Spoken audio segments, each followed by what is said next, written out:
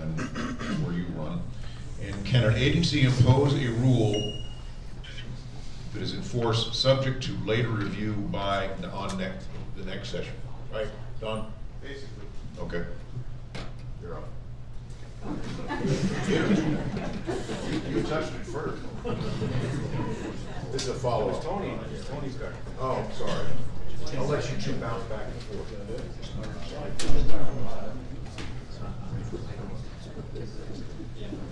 Okay, give me the questions you asked. All right. Can an agency impose a rule is enforced subject to later review next session? Well, actually, we have the ability to bring any rule before. We can look at the rules and we can act on them. An agency, if we reject the rule, then they write a rule again and we see it the next year. So people act like the world's going to come to an end if we reject a rule, and the fact is the government just keeps chugging along and everything.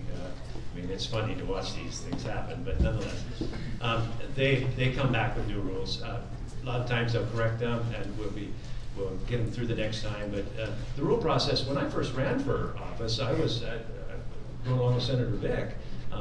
My big concern was we're supposed to have 3 branches of government, and suddenly we have the bureaucrats that are an unelected group that none of us can get to. When's the last time you tried to fire a bureaucrat? At least you can fire me. But that's been a problem, and it's still a problem, and I'd love to see the federal government do something about reining in the EPA, which they're trying to do and different things. So yeah, they come back at us. They don't give up. They'll rewrite the rules. Sometimes they do the same thing. There's a little animosity between some of these executive agencies and the legislature. And so, actually, personally, I enjoy rejecting the rules from time to time.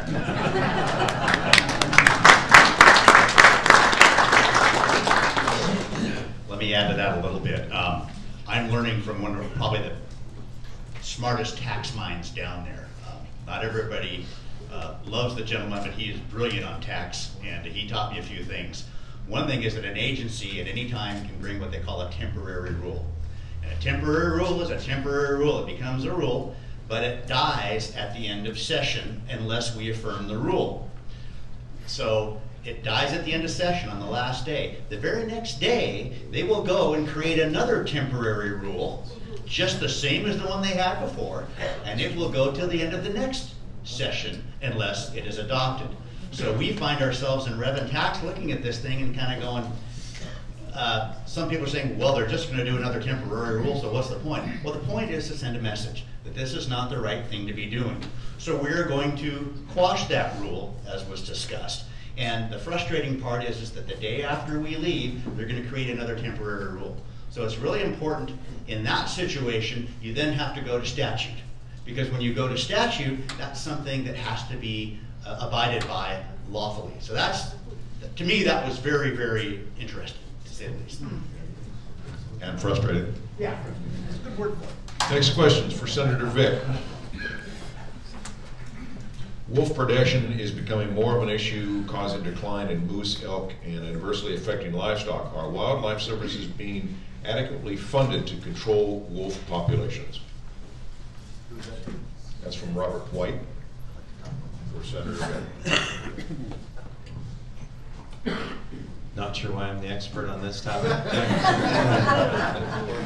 He might be your constituent. We have a wolf control board in the state of Idaho, and they, up until this year, we've appropriated them since you're asking about is it being funded properly, they have been funded $400,000 a year to manage wolf populations, and they work for the Department of Fish and Game under their supervision. One of the issues that we have with wolves is the federal government could relist them at any time. Currently, we can hunt wolves, we can trap wolves. In the state of Idaho, they issue hundreds of wolf tags, but wolves aren't that easy to hunt, and so we don't shoot that many, but we actually trap quite a few. And so we hunt wolves, we trap wolves, and we have the Wolf Control Board that hires professional hunters to take out wolves in areas where game and livestock depredation has been particularly bad.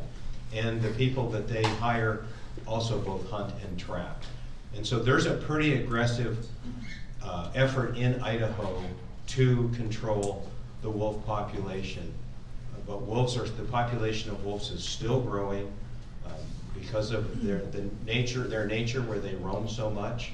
It's very difficult to control them, and if you go into an area and try to control that area, they're smart and they'll move to another area. So there is a pretty significant area. Whether it's enough, I don't know.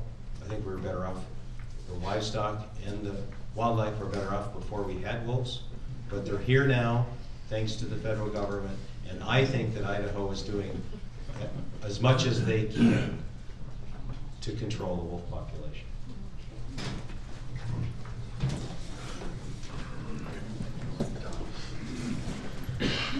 So we had a bill in the House last week that did remove the sunset provisions from the Wolf Control Board legislation, and I voted against it. I think the board should be sunsetted. And my reasoning is because when you look at the cost of what we spent per wolf that's been killed, the numbers are outrageous.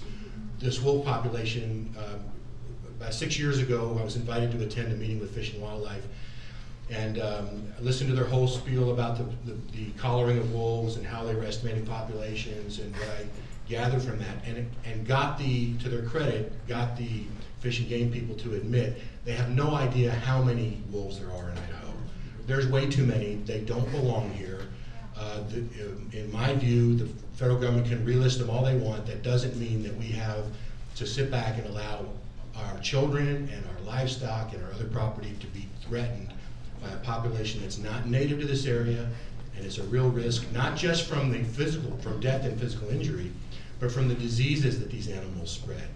There's a pretty horrific parasite that apparently can be transmitted just from the scat from these animals.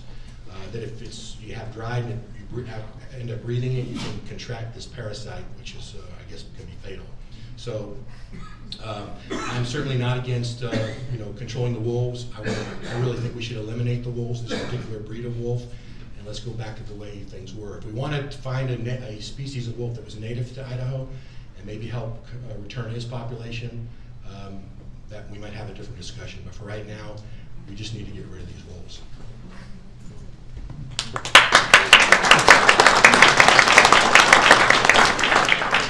Yeah, this topic was discussed fully in our Resources Committee, and I think both John and Steve are correct. And these are very, very tough animals to hunt, and they go into areas where a lot of people don't go. But I think the other part of the solution is, and I've been working with going to work with Representative Moon over the summer next year. I don't think there's anything wrong with increasing, bounty's the wrong word, I'll probably get in trouble for saying bounty.